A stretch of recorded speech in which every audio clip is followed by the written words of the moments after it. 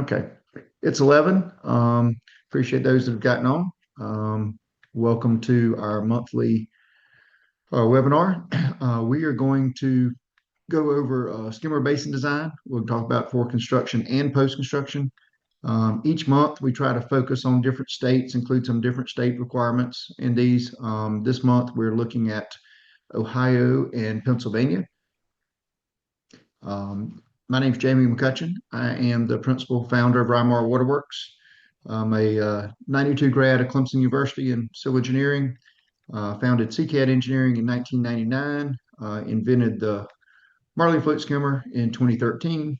And I'm a licensed professional engineer, South Carolina, North Carolina, Georgia. Give you that background just to let you know this is intended to be a technical presentation. My goal is to help you learn something today that makes it easier to get through your projects. So we're going to talk today about an introduction to skimmers or floating outlets. Skimmers have been around for a long time in some areas. In some other states, they're just now starting to be used. So I expect there's a variety of people on today with different knowledge. We'll talk about why you use skimmers, some basics of skimmer basin design, importance of some critical key kind of design criteria. And then we're going to kind of make a pivot, talk about using skimmers for permanent use for post-construction. What are some benefits and some challenges in doing that? And then we're going to wrap up, talk about the Rymar water quality filter and kind of a filtration-based water quality versus the first flush or sediment-based water quality. And so if you do have questions as we go, please put those into the chat. And I'll try to keep an eye on that. I also have Lynn Ramsey, our sales director, and Richard Gully, our assistant, here as well to help me keep up with the with what's going on in the chat as well. So kind of first off, I want to ask a quick question just for the group. So just give me a gauge. How familiar are you with skimmers? And so if you will please answer that. Go through a couple of polls as we go through today.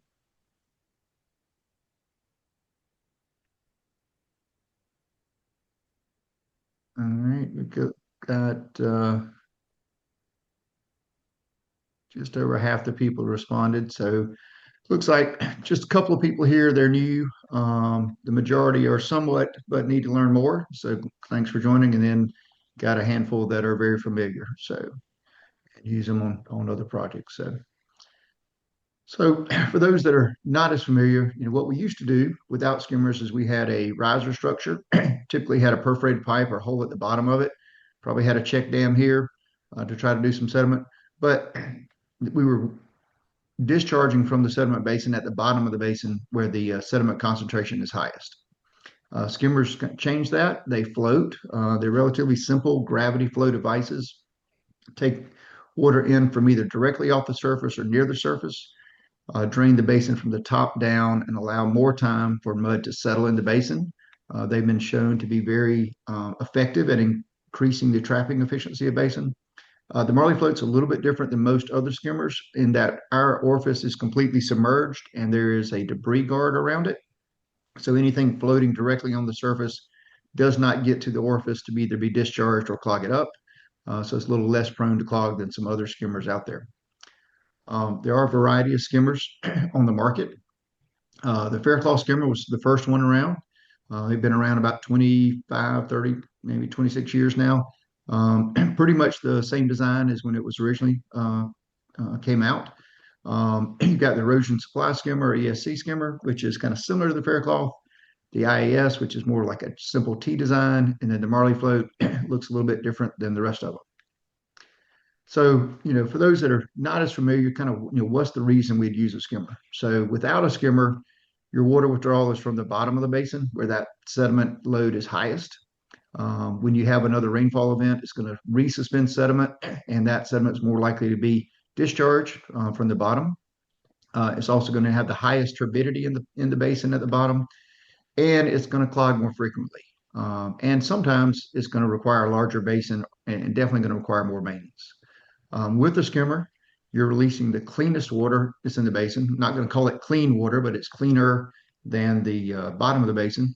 You're going to have better sediment retention because you're not going to be discharging that stuff that's stirred up near the bottom You're going to be coming off the top. Skimmers are not a great turbidity control device, but it will be less turbid than pulling off the bottom, and you're going to have less clogging and less maintenance. In some cases, you can reduce the size of the basin. Some states, Pennsylvania specifically, gives you a reduction in volume for using surface withdrawal. And then in post-construction, we'll talk about how you can reduce that. So there are three fundamentals of sediment basin design. So number one is basin volume. So this is simply the volume of the basin based on the area that flows to the basin. Standards do vary from state to state. The ones we see most common are either 1,800 cubic feet or 3,600 cubic feet per acre flowing to the basin. Some areas that's total acreage, some areas that's disturbed acreage. The other thing is some areas require basins to have a permanent pool volume or sediment storage volume that is not drained by the skimmer, and you don't include that volume when you're sizing your skimmer. The key takeaway here, use your required volume, not the actual volume to size the skimmer. We'll show you why that coming up shortly. But there's very common, particularly if your pond's going to be a post-construction detention basin, that your actual volume may far exceed the required volume for your basin. Fundamental number two is dewatering time. So sediment basins work by simply allowing time for sediment to settle to the bottom. And we use that surface withdrawal to enhance that. The general standard, probably the most common we see, is 2 to 5 days. Some states are 1 to 3, some are 2 to 7. It does vary state to state. So important if you're working in different states to understand what not only the volume requirements are, but the dewatering time requirements are. And then fundamental number three, simply flow rate, which you simply determine by the basin volume divided by the dewatering time. It's going to give you that flow rate. We recommend that you establish that as a range based on the allowable drainage times when you're doing that, and not a precise exactly 2 days, exactly 3 days scenario. It just gives the contractor a little more flexibility when they get in the field. If they've got a skimmer from another job they want to use, it's easier to hit that range of time versus a precise time. So why do we focus on required storage versus provided? So this is came off of a plan set that was, I believe, in Georgia. They recommended the Marlee float. They had a time to drain of 72 hours. They specified an 8-inch skimmer. Again, the Marlee are other approved. Their sediment storage required, which in Georgia is actually the dewatering volume required, 1,754 cubic yards. This would actually need a 3-inch skimmer with a 2.5-inch orifice rather than an 8-inch skimmer. It would have been retail about $1,100 item for the skimmer, plus installation. The provided volume was about 7,500 cubic yards. That would need an 8-inch skimmer with a 6.5-inch orifice technically, which would be almost a $6,000 item. So you've got just under $5,000 difference in price with these two. So by specifying that larger skimmer, they cost a little bit more. However, that larger skimmer is going to drain that volume in less than 9 hours. So if you're in a state that has a minimum 24 or minimum 48-hour time frame, which most do, you're now non-compliant by draining that required volume in less than the required dewatering time. And it's going to probably release more sediment than you really prefer as well. So the skimmer's not going to function quite as well if you're releasing that volume that fast. So we'll talk about some specific state standards. We'll start with Ohio. Ohio is one of the states that has the sediment storage volume required. So it's 1,000 cubic feet per disturbed drainage area. This is not included when you're sizing your skimmer. The minimum dewatering volume is 1,800 cubic feet per acre. In some of their watersheds, they require more, 3,600 cubic feet per acre. And their min and max time is 2 to 7 days. 7's a little bit long. In most places, we recommend typically staying probably under 4 days. But in some areas, they do want you to go with more extended times to give sediment more time to settle. We're based in South Carolina. So in the southeast during the summer, you've got, afternoon thunderstorms can go back to back to back. So sometimes you need to drain that basin in that more 2 to 3 day time frame to make sure you got volume left. Ohio EPA has a sediment basin sizing and dewatering compliance tool. So you plug in your project information here, your subwatershed total drainage area and disturbed area. That's going to help you determine the volume for your sediment storage zone, and your dewatering zone. And then it lets you build your basin in here so you can kind of do the stage storage and confirm your volume meets those requirements. Again, the requirement is 1,000 cubic feet per disturbed acre for your sediment storage zone, 1,800 cubic feet per total acre for your dewatering zone. We'll point out that the Marlee float is included. There's about 3 or 4 different skimmer types that you can select from this drop-down box. The Marlee is included. They give you access to our webpage, and then you select the orifice size or skimmer size and orifice size and put in the dewatering time, drawdown. You manually enter that based on our tool information we provide to you.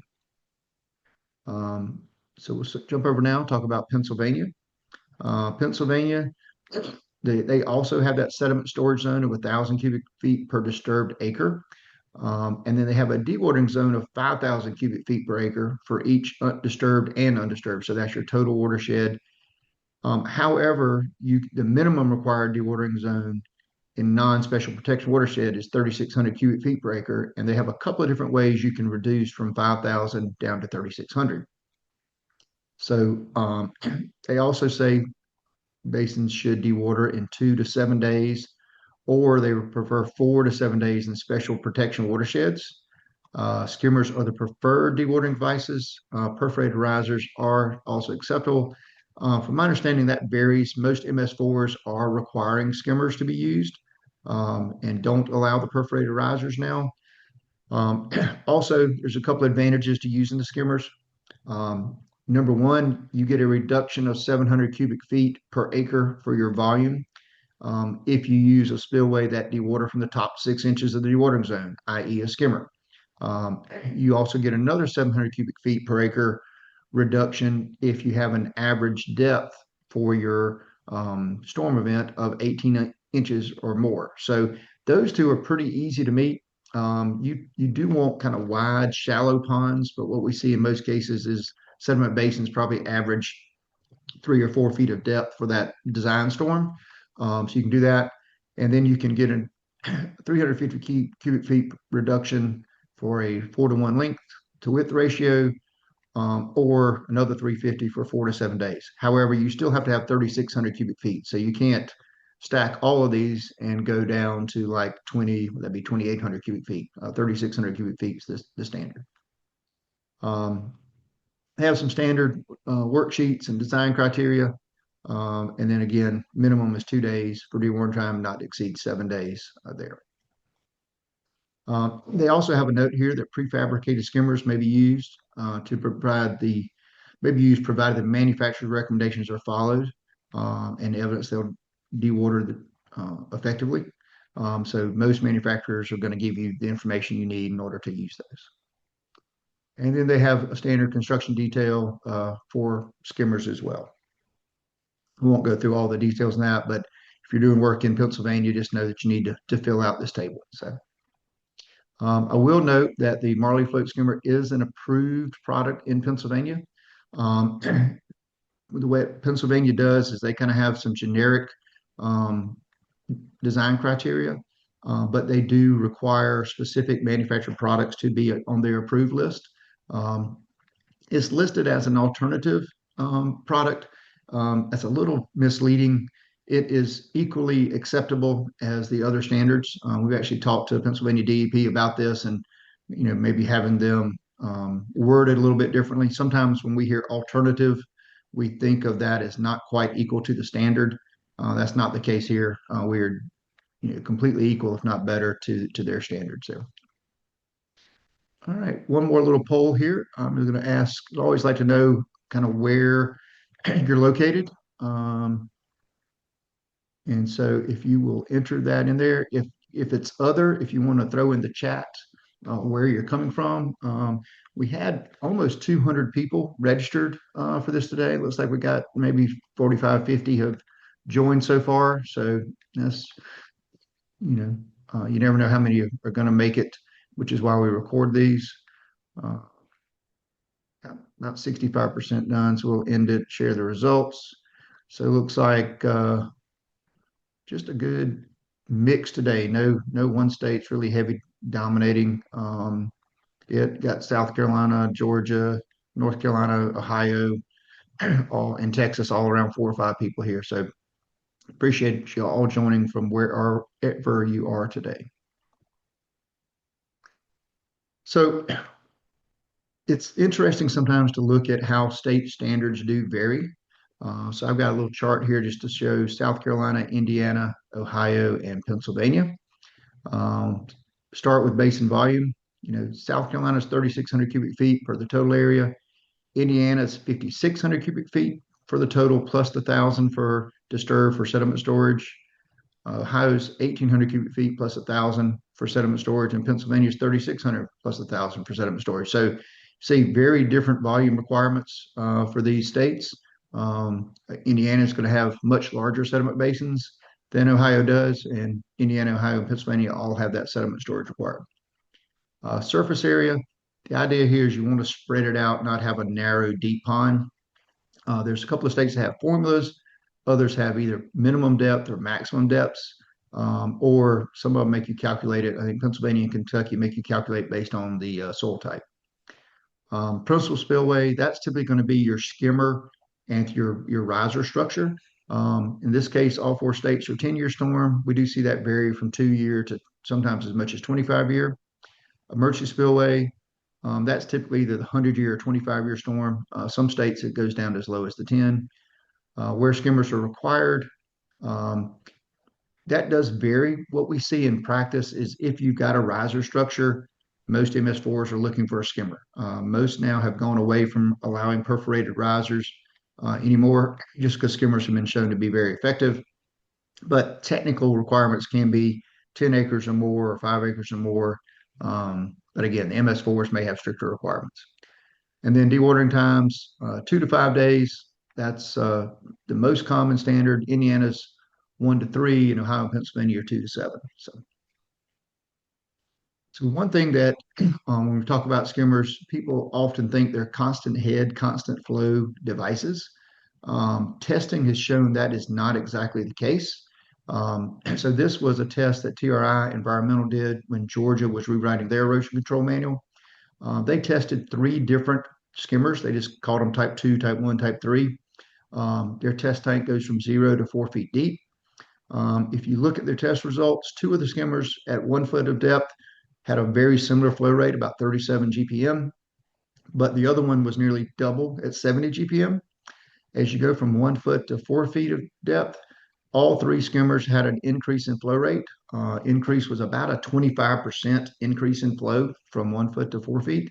And again, 2 of them were close. They were close to 50 GPM, and the other one again nearly double at 90 GPM. So the point here is you don't want to say 3-inch skimmer and not give any more information, or whatever size skimmer, 6-inch, 8-inch, whatever it may be. You want to make sure you are establishing a flow rate and a drain time when you do that. And so that if a contractor would like to use an alternative product and that's approved, they make sure they match up and get a product that has a similar flow rate to the intended skimmer. Excuse me. So kind of wrapping up on this construction, the skimmer, we call it the skimmer design formula. So number 1, calculate that required basin volume. So let's just say, for example, you had 5 acres, 1,800 cubic feet per acre. That'd be 9,000 cubic feet required. Step 2, determine the dewatering time. Again, just check your local regulations. Typical is 2 to 5 days. It does vary. And then calculate your required flow rate. And again, we recommend a range. So if it was 9,000 cubic feet and you had 2 to 5 days, so your range of allowable dewatering time could be from 1,900 cubic feet per day to 4,500 cubic feet per day. And then check the manufacturer recommendations and see which of their skimmers flow and meet that. Or many manufacturers have design aids that you can use to kind of help hone in on that. We have a couple of design aids. So we have an Excel tool that factors in the change of flow with depth. One thing we did with this design tool is we added this check here. So the most common mistake we see engineers make when they're designing basins is, again, using that provided volume versus required. So we worked with a couple of different states to add this. And so it's simply easy area to the basin, whatever your area requirement is, to come up with that required volume. Then you compare that to your calculated volume. Again, you put in your min and max time to drain, put in your pond information. Pond depth is going to be the depth to reach the required volume. If your pond's 6 feet deep or 8 feet deep and you hit your required at 3 feet, you want to just put in 3 feet. Put your top length and width and bottom length and width. Now, in most cases, you're trying to hit a 24 to 72 hour range. So we recommend, doing this to try to get these two numbers within about 5%. Again, for this example, I'm at 13,940 cubic feet versus 13,500 is my actual required. But again, I've got a 3 day or 5 day range of time here. No, excuse me, 3 day range of time. So a couple hundred cubic feet is really not going to make that big a difference. When you do that, I know you can't read this, but our tool calculates the drawdown time for each skimmer with each orifice size. And we have a skimmer report page tab, makes it nice, neat, 8.5 by 11. You can include this in your SWIP or on your plans. Up here at the top, we have that check. So it's very clear that the reviewer can see your calculated volume and your required volume are very close. Got all the data you entered. This calculates the minimum flow rate and the maximum flow rate. And then because it is our tool, it's going to give you the drawdown time for each one of our skimmers with each orifice configuration. And over here, if they fit your designated range of time, they'll say acceptable. And then you as engineer can pick whichever one you prefer. So in this case, I would probably go with our 2-inch with a 2-inch orifice, drains in 69 hours. So that 3 day target's a good target. So it's going to be the least expensive skimmer that's going to meet your requirements, and it hits a good time frame. So we also have some details that we've compiled. We have details for temporary and permanent basins, so with riser structures and without, and we have for dry and wet basins. So this example is a dry basin. Up here is your standard criteria for all the basins on the site. So you set your minimum and maximum length to width ratio, what that volume requirement is, surface area requirement if it's got one, and here's you set your range of drawdown times. Down here at the bottom is your data for each basin on site. These are in CAD, so you can expand this as needed. You'll have your basin identification, A, B, C, 1, 2, 3, whatever it may be, drainage area, disturbed area, your flow rate, basin volume, again, making sure that your provided meets the required surface area, same thing. You're provided to meet the required outlet information, emergency spillway information. You get over here and you got your skimmer size, skimmer orifice diameter, the skimmer manufacturer. Is an equal allowed, yes or no? And then here we establish what that minimum and maximum flow rate range is, so that if the contractor does want to swap it out or use something different, as long as it fits within that range, it's an easy shop drawing. Should not have to go back through a full review to make that kind of switch, at least in most cases. I do understand reviewers, inspectors are different, in different territories. Some may be much more stringent than others, but hopefully if you've got that established during the review, it's pretty easy to just do a quick shop drawing, make sure that's okay. This is our standard detail. And so a couple of different things. Our skimmers come with what we call an orifice plate. It has standard size orifice openings that go in here to reduce the flow rate. The detail comes with the flow rate for each skimmer with each orifice configuration. The most common question we get is the length of pipe between the outlet structure and the skimmer itself. We recommend this be about 1.4 times the height of your riser structure.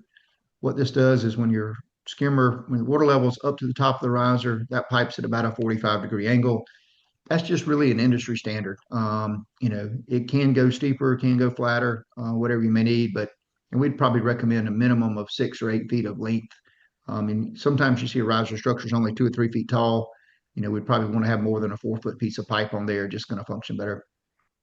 For a dry basin, we also do call out for a depression here under the skimmer. What that does is just the skimmers, just by nature, the inlets are up a little bit. So there's a couple of inches of pipe here, or that water can't get in. And so if you depress that just a little bit where the skimmer sits, you're going to drain that basin down as much as you can. Now, if you're in an area that has permanent sediment storage required, obviously it's not going to matter because it's going to have some extra depth there anyway. So one thing we have, and actually I'm going to jump over and just run to our website real quick for this. So switch out of our presentation. So there's our website. We have this sizing calculator that we do now. And so really simple. Just enter your basin name. I'm just going to say A. We have this state drop down box. And so what we've done is you can select your state here. So we were talking about Ohio today, so I'm going to pick Ohio.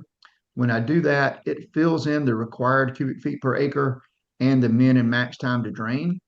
Now, if I went and I said, hey, I want to do Pennsylvania instead, you're going to see it change that to 3,600 cubic feet and still have the 2.7. Now, I know the Pennsylvania was 5,000 unless you meet the other.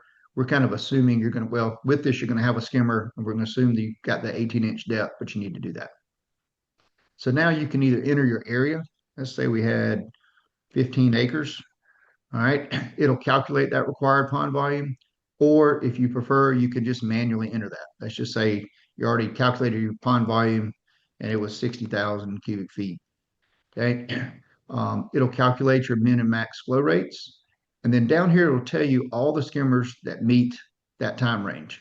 So let's just say as engineer, you're like, 7 days is a little longer than I want to go. I don't want to go more than 5. It'll adjust that for you.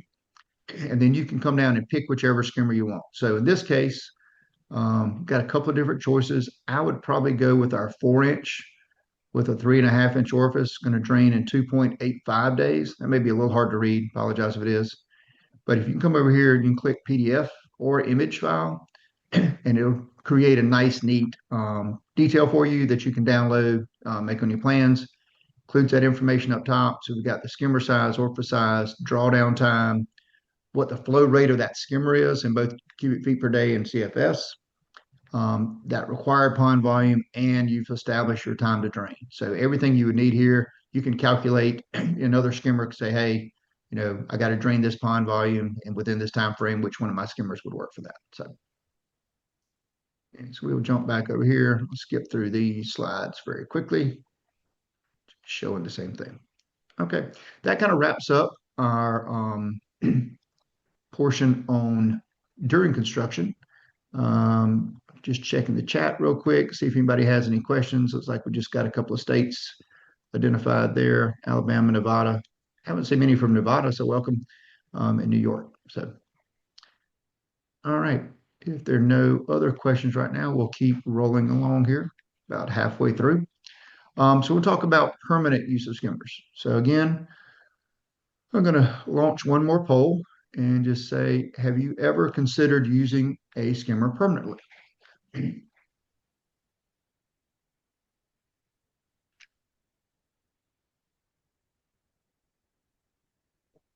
All right. And so got just over 50% have responded so far. Let a few more go. All right, we'll end it, share the results. So I'll be honest with you, I get a little excited every time we have more yeses. It means our message is starting to take hold. And we've got a mostly no's, so about 60% said no. So hopefully after today, you will at least move to the considered role, if not to a yes role. So we'll stop sharing that and move on. So let's talk about why you might want to consider using a skimmer for post-construction. So, we'll talk about dry detention basins too. So dry detention basins are probably the most common stormwater BMP. I know we've got wet basins out there. Some parts of the country are going to be predominantly wet, like Florida. We've also got wet extended. We've got some other things. So,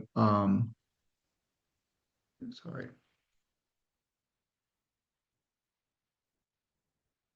Somebody asked if we'll share the slides. Yeah, email me about that. I'll be happy to share slides, and we'll also have this entire presentation up on our website. So anyway, getting back to the basin. So most time with a dry basin, the outlet structure is at the bottom of the basin where that sediment concentration is highest. And so what happens most of the time is skimmers are going to be removed post-construction. You're going to put in a low flow orifice to release that first flush volume. So that first flush ranges from like an inch to inch and a half of runoff from your site. So you calculate that volume, and idea is you release that over maybe 24 to 48 hours. And then you're going to do something to try to keep that from clogging, because it's at the bottom of the basin. It's where sediment concentration is highest. It's often a very small opening, And so maintenance of that can be a major problem. If you were to look at a pond and the kind of the sediment within a pond, let's assume the inlet's on the left-hand side, flows going to the outlet on the right-hand side, you're going to see a heavy sediment load where it first comes in. As the water moves from the inlet to the outlet, the sediment's going to start to settle towards the bottom of the basin, and you're going to have that cleaner water at the surface. So rather than discharging from where that sediment load is heaviest, if we could discharge from where that sediment load is lowest, that would certainly enhance our water quality, help in trapping more sediment in the basin. Again, basins just rely on that natural settling of sediment particles. We've already established that skimmers release the cleaner water from the surface. They are widely accepted, required now in majority of states, not all states, but most states. So why wouldn't we consider using the same method for post-construction if it's been proven to be so effective during construction? So we're going to go through a quick little case study here. So this is a pond, believe it or not. Not surprising, they received a notice of violation for failure to maintain the pond. Obviously, it was severely overgrown and it was not functioning properly. So once we got the timber cut, and I do mean timber, it was 6 and 8 inch trees in this thing. We couldn't figure out why the pond wasn't draining. You can see the orifices here in this picture on the left, a lot of debris, junk in the basin. And we finally got it cleaned out, got it to drain. And what we found was there was a 2 inch orifice that was 6 feet below what is now the bottom of the pond. The county was going to allow us to redesign the pond or consider redesigning the pond, but we had to maintain that 2 inch flow rate. And to clean out the pond, if we had to go in and dig it out, you can see here the sides are about 1.5 to 1. There's no easy way to get down in this basin to be able to clean it out. It would have been a minimum 50, probably close to $75,000, $100,000 cost to go in and do that. So we worked with the county and we redesigned the basin. See where we closed the other orifices here, put in new ones, and we installed a skimmer. So we got a 5 inch skimmer to replace the 2 inch orifice because it has very low head on it. Wish the contractor put in a little bit lower, but there's enough muck in here that last few inches will kind of drain down into the soil or infiltrate to some degree. So part of the deal here was skimmers had never been used permanently in this county. And so they required us to monitor this as a pilot project. So this is photos from the first 12 months of us monitoring and make sure it was working. Then about a year later, the owner decided to do some maintenance on the pond. His landscapers went and cut everything, let it all fall to the bottom. Had a big 5 inch rain, just a few hours, so washed all this debris down into the bottom of the basin.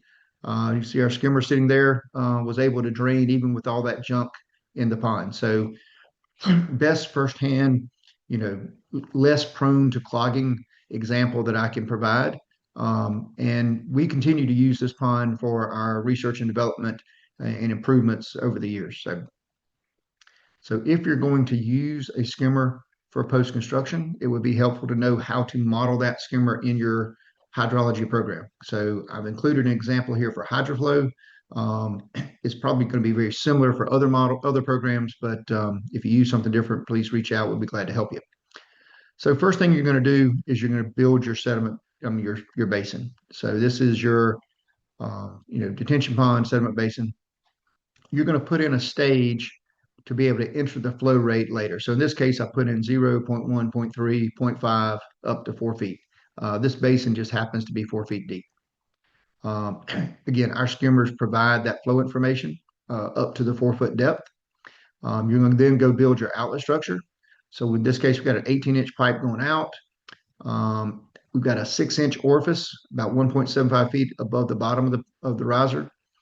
Got a riser structure, 3.6 feet tall, and a rectangular weir, 1 foot wide, about 0.6 feet tall at the top.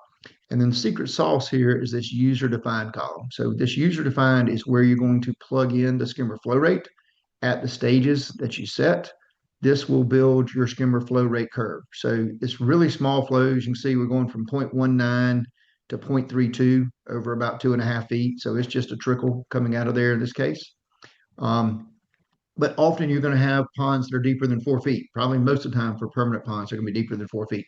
So what can you do then? So you can do a couple of things. You can either maintain that flow rate at the 4 foot depth. It's not going to see a big increase past that. You can extrapolate it out based on the last couple of points. Or if you really want to get accurate, what we recommend is you go back and use our tool that we talked about before, but put in your total pond depth. So we'll put in a pond depth here of 8 feet.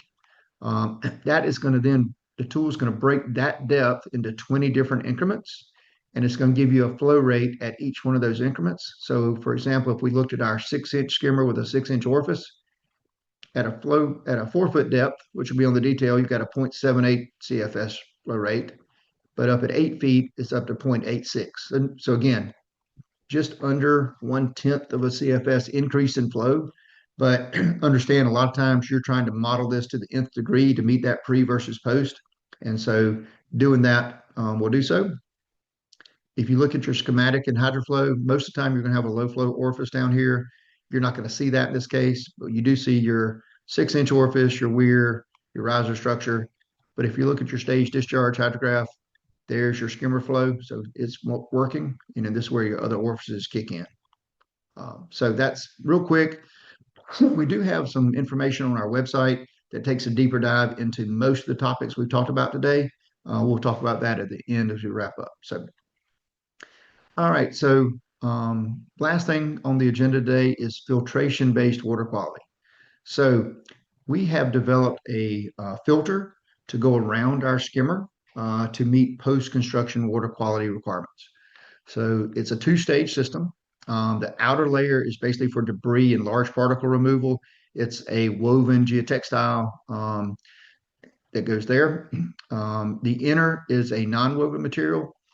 It will absorb smaller particles. It helps with hydrocarbons, really helps with TSS, some benefit with metals. The version we use actually has an antimicrobial treatment on it, so it may help some with bacteria as well. You combine these two layers with the skimmer, and we've had it tested to meet over 90% TSS removal. The idea is if it's a dry basin, when you get that first trickle in, the skimmer's sitting on the ground, or these skirts hang about 2 to 3 feet deep. So the first 2 or 3 feet is going to have to go through the filter to get to the skimmer to get discharged. Once the pond gets a depth over 2 or 3 feet, depending on the skimmer size, water can come under the skirts, but we allow gravity to do the work, and there's not enough turbulent force to pull the sediment particle up to the skimmer to get discharged. So it's kind of a combination filtering, hydrodynamic settling type device. We've been working on the prototype for a number of years, realistically, probably over 5 or 6 years. We worked on this to find something that would work. So this is that same basin we looked at before. And this was one of our fifth or sixth prototype that finally decided it was working. So you can see here we used a turbidity curtain as the prototype, but it did have the filter, in it, so water could go through the turbidity curtain, not just under it. And then this is our non-woven material. What you may notice is there's slits in it. So what we found when we did our testing is even though it's rated to have a pretty high flow rate, around 140 gallons per minute per square foot, the skimmer didn't have enough force to pull that water through that material. If you were to hold the material horizontal and pour water into it, it would flow very quickly. But coming with the material being vertical, it just didn't have that force. So what we decided to do was do 2 layers of that material. We cut the layers into 6-inch panels, and then we offset the panels 3 inches, so we create a weaving effect. And so the material is what I call sticky. It tends to grab particles as it goes through it, and it's proven to be very effective at grabbing the sediment particles and other pollutants. One thing it grabs is seeds. So we do see some vegetation start to grow in this during the spring and summer. There may be some opportunities for nutrient removal down the road. And we actually are already doing some research with a couple other companies. One has floating wetlands, one has some other nutrient removal products, to see if we can pair that with our skimmer to provide nutrient removal in a couple of places. Anyway, kept this out there for about 2 years. This photo, you can see the turbidity outside the filter is a lot higher than inside. And this is the actual outflow from there. Pretty clean water coming out of that basin, especially considering what is coming into it. Excuse me. We decided to have TRI do testing. And they determined that we were getting over 90% TSS removal when they did their testing. Now, it is important to understand testing, right? We could have told TRI, hey, go pour 1,000 pounds of gravel in your tank and let's see how much gravel we get out. All right, we'd gotten 100%. What they did is they based it on an ASTM standard. So ASTM C1746 is a standard for sediment retention devices. Many people may not even realize that ASTM is now looking at stormwater standards, but they are. The other thing we did is we wanted to create a very conservative worst case scenario test. And so with ponds, you typically have a forebay, you have travel distance, you may have vegetation, you've got a variety of things that are going to influence the sediment removal. So we took all that out. You can see here on the right, this is the inflow coming into the tank. And here's our outer skirts. That's about 1.5 to 2 feet of distance. This tank's only about 6 feet by 12 feet. It's a very confined space. And our skimmer's pulling water through the filters, or when it gets over 3 feet deep, could go under the filters and be discharged. Doing that, we got 92% on one test, 96% on the other. So now we go back to that same pond. You can see all the debris in this pond. We have installed our commercial version there and monitoring it. So back in the fall, beavers invaded this pond. So it's a little quick time-lapse video. So this was probably in September, October timeframe. But beavers started building a dam around the outlet structure, but they were not successful in affecting our skimmer. So our skimmer kept functioning.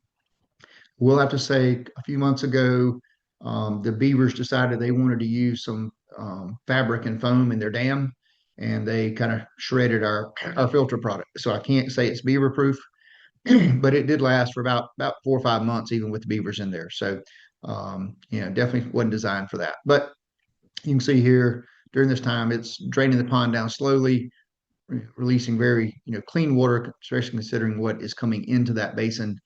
Doing a great job of enhanced water quality for that site. So let's just kind of talk about why you would consider filtration versus settlement. What are some benefits of doing a filtration-based method versus a settlement-based method for water quality? So if you do this, you can discharge at the rate whatever your filter can handle. So if your filter treatment can handle a higher flow rate, and let's just say it might be up to your first quantity storm, which would be in most cases be a 2-year storm, that's going to release that water quality volume quicker, and it's going to have the effect of reducing your pond size. So what we see in most cases, you can get a 15% reduction. Some cases have been up to a 30 or 40% reduction, depending on your pre versus post and kind of what your requirements are. So the other benefit is your filter is going to treat 100% of the runoff from storms up to whatever that peak rate of the filter is. So in the first flush method, what happens when we get a small storm event? We get a 1/4 inch of rain over 4 hours or 6 hours. Okay, that's still enough to wash off that layer of pollution that's accumulated. However, it's not enough to have any appreciable ponding in a pond. And so if all of our first flush methods are based on ponding to allow for settlement, if you get no ponding, you get no treatment. So those ponds are providing very little treatment for those small storm events, whereas the filter is going to treat that trickle to the same degree that it would treat the higher flows. And then like we talked about, we can customize the media. So we've already included media that will target hydrocarbons and metals, and we're working on nutrients. So you've only tested TSS so far, but that's coming down the road, and this system is intended to be able to target other pollutants as well. So some other benefits, if you use it with a pond, you get a very large containment volume. So you reduce your maintenance frequency and you're able to treat much larger drainage areas. Obviously, there are other filter products out there. They are typically maybe a catch basin filter or contained in some sort of a vault. Maybe it's a cartridge system. Otherwise, one of the challenges with those is they have very low containment volumes. They have to be maintained every 6 months or year. Best case, maybe 2 years. So if you do it with a pond, you could easily build in 5 to 10 years worth of sediment storage in your pond, so to reduce your maintenance frequency. Saw the question. We'll answer that in just a second. Also, here's one of the things we're really excited about is there's excellent potential to retrofit older basins. There's thousands, probably hundreds of thousands of basins out there that were designed before we started looking at water quality, right? They're just for quantity control. And if you try to go retrofit those and do water quality on a first flush method, you have to expand the volume in that basin, often significantly, and often it's cost prohibitive to do that.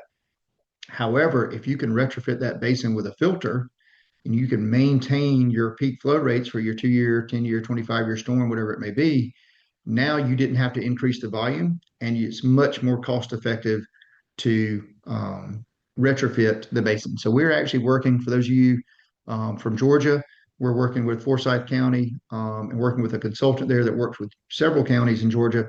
And working with those counties, one of their MS4 requirements is that they look at county-owned or MS4-owned properties, such as schools, fire stations, police stations, government buildings. And if those have water quantity control but don't have water quality control, or maybe don't have either, they're supposed to go back in and try to retrofit for water quality. That has been very difficult to do, very difficult to find cost-effective places to do that. And we're actually working with them to use our system to retrofit ponds much more cost-effectively. Should have some going in this year with them. And then last thing, filters in ponds can be relatively easy to access and maintain, especially if you compare it to like an underground vault system or a confined space entry. So if you take it a step further and talk about using a skimmer with the filter, because you could come in here and just put some sort of filter wrap at the bottom of your basin, okay? If that filter is effective, you're going to have maintenance issues right off because it's going to trap a lot more sediment at the bottom, probably cover that filter up or clog it up. Now that you attach it to the skimmer, you've now got a flow control device. So your skimmer can control the peak rate for your lower storm event, say probably up to a 2-year storm, depending on the size of your site. The skimmer is going to increase the filter efficiency because now you're not trying to clean the dirtiest water. You're trying to clean the cleaner water in the basin that's near the surface. And so your filter is going to be more efficient, have a longer life. And the skimmer is going to make it easier to access. If it's a wet pond, you just pull it aside, dry pond, just wait till it drains down and walk out and do it. There are some challenges to using skimmers with filtration. The filters are prone to clog over time and going to require maintenance. But that goes for just about any stormwater BMP. Does require some maintenance. Based on our prototypes and our testing, we're recommending replacement of the filters every 2 years.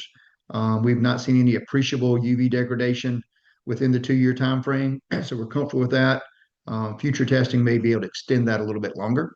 The skimmer's got to be durable. It's got to last more for years. We do not recommend PVC skimmers for doing this. Definitely not Schedule 40. Schedule 80, maybe. The Schedule 80 PVC is not going to be as durable as HDPE, but that might be an alternative. But we've only tested this with our skimmer, which is an HDPE product, and our filter system. The biggest challenge, and hopefully we've got some folks with MS4s on here today, there are no established standards for basis of design and permitting when you combine a pond and a filter. If you're an MS4 and you have something like that in your manual, I'd love to see it. Most manuals have something for MTDs, proprietary products, and so on. So we do have, as I mentioned, third-party testing to an ASTM standard. We're in the process right now of having testing done to meet NJCAT standards. So if any of you are familiar with NJCAT, or if you're an MS4 that requires NJCAT approval to be acceptable, we should have that within a couple of months. TRI Environmental should be doing that testing this month, and we'll hopefully have it ready to submit by the end of the month. One more thing I'll mention on the challenges I don't have on the slide. If you're in an area that has extended frozen conditions, this may not be the best product for you. If it's going to have a foot of ice and for months at a time, that could be a challenge. We're in the Southeast, not an issue. Our skimmer is going to continue to work even with probably 4 to 6 inches of ice. But if you get more than that, especially for months, you might want to reconsider and not use it. So kind of a quick example here of how we reduce the pond volume. So this is an example 5-acre site I ran. I assumed I was going from a fully wooded, say a curve number 55 to a commercial shopping center 92 curve number. Under the first flush method, based on that 5-acre site pre-development, I'd be trying to release something at 0.25 CFS. and that would take about 0.245 acre feet of storage for just the water quality storm. Um, Conversely, if I did the filtration method and I can release it at a higher rate, so my 2-year storm rate would be about 0.78 CFS, and I can release it for my water quality is going out at 0.7, so nearly 3 times the flow rate. My storage required comes down to 0.174. So it's 30% less pond volume between these two methods. And you're now treating all the runoff up to a 2-year storm event to that 90% TSS removal. All right, got one more poll to wrap up here. And this is just last question. So now that you're aware of the benefits of this, would you consider a skimmer for permanent use? So not saying it's going to be the right job, right product for every project, but just going to be another tool in your tool bag. And got majority of people have answered, about 45% or so, 50%. There we go. So pretty much everybody either said maybe or yes. We almost always have at least one no. So maybe I'm doing a better job now. We don't have a no this time. But, if you feel that way, that's certainly up to you as the engineer. All right, we got about 10 minutes left here. Not even sure we'll even take all that. This is the short version of sales. So just talk about us for a second. So this is our website, rymarwaterworks.com. I went to it earlier with our sizing calculator. We have our resources and training here. This webinar and probably the last 6 months or so are available on our website. There's even more than that. There's several years worth available on our YouTube channel. We also have a training series that does a deeper dive into different topics.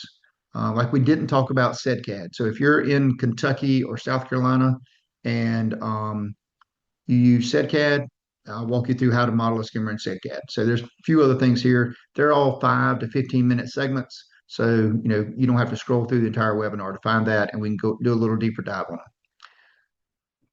it. We have one download, so it's our engineer spec pack. It's going to be a zip file. It's going to have 3 folders. So you're going to have one folder that has the Marlee float skimmer details, our design tool, that Excel tool, our test data, supporting information. We'll have like maintenance recommendations, that kind of stuff. Whatever a reviewer would need for the construction side will be there.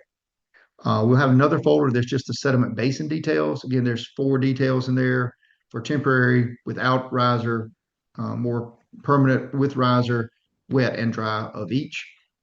And then we have our water quality basin details, design guidance, test data, everything you need to incorporate the filter into your design. So little things about the Marlee float. So we just kind of talked about skimmers. This is intended to be more of a general technical conversation about skimmer basin design, but we do make the Marlee floats our product. Very proud of it. So why would we suggest you choose it over others? Biggest difference is our construction. We're HDPE product, highly UV resistant, very durable. It has always been intended to be a permanent or suitable for permanent use. The majority of other competitors are PVC, most are Schedule 40, and they are going to degrade and crack and just not be suitable for long term. The flow rates, we have 4 to 5 different flow rates per each model with a very simple orifice plate. It's very easy for contractors to do. We've got a little video coming up with that. Others have more limited flexibility, maybe a little more cumbersome to get it exact. They have to cut a disc or something to do that. Maintenance, because of the design and that debris guard, we're less prone to clog, where most other skimmers are directly on the surface, and there's surface entry. When you see straw that site, that straw is floating, it tends to clog more often. We've had third-party testing done to verify our flow rates and our sediment retention. Other competitors, some of them have, some of them haven't. We publish all that, make it very readily available. Others may have it, but they may not publish it as much. Approvals, we're approved by pretty much all DOTs or state agencies that have an approval process for skimmers. I will say most states don't, limited DOTs do. Others may have those approvals or may not. I can't speak to them. And then post-construction use, we've got proven case studies for post-construction. We've got a 20+ year product life. It's really probably close to a 50+ year product life with HDPE, whereas PVC is not as suitable. Speaking of approvals, on our website, we have all of our approvals that we have. So we got multiple DOTs and state approvals. So if you make a submittal and for whatever reason the reviewer's not familiar with us, you can go find this, download it, confirm to them. So this little quick video here shows our orifice and how easy it is to change. So again, it's just a little piece of rubber or EPDM that has the different orifice sizes. Put that in, there's a little metal nub in the middle there. That ensures that the orifice is centered directly over the outlet going out. You can see the holes in the bottom, those are just weep holes.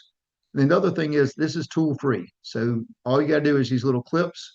So as the contractor or inspector, back that right there. So it's just very easy, no tools required in the field. We used to use screws, and an inspector made a good comment to us that, hey, if you drop that screw, you know how much of a pain it is to have to go get a different one. So we was like, hey, note taken, changed this a couple years ago, and it's a really simple thing, but contractors really do appreciate it. Inspectors do appreciate it. Very easy to do. If it were ever to get clogged, which is very seldom, easy to get to it. We have 6 models. So we have a 2-inch through 8-inch, and then we have what we call our 8-inch with 8-inch pipe or 8-inch max. All the skimmers use the same size pipe between the skimmer and the riser as the model size, except for our 8-inch. It uses a 6-inch pipe.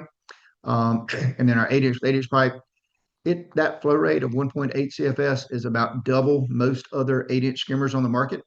And we do see some large sites, especially if anybody's on here that does data centers or solar sites or big industrial sites. We've seen basins with as many as 5 or 6 8-inch skimmers, whereas that can be very challenging to just have that function correctly.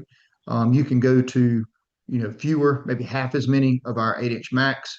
Going to be a significant cost savings and make it a lot easier on the contractor. So I want to thank you for attending. We're wrapping up. There was one question about the filtration system through a filter or a pump. So it's gravity. So right now it just uses the skimmer. It's just a gravity system. We have had people request to use our skimmer as a surface intake device with pumps. If you do need that, we can modify it. Our skimmers, the orifice sits maybe 2 or 3 inches, or the grate sits about 2 or 3 inches below the surface. So if you hooked a pump to that, you'd probably suck in some air and have some cavitation.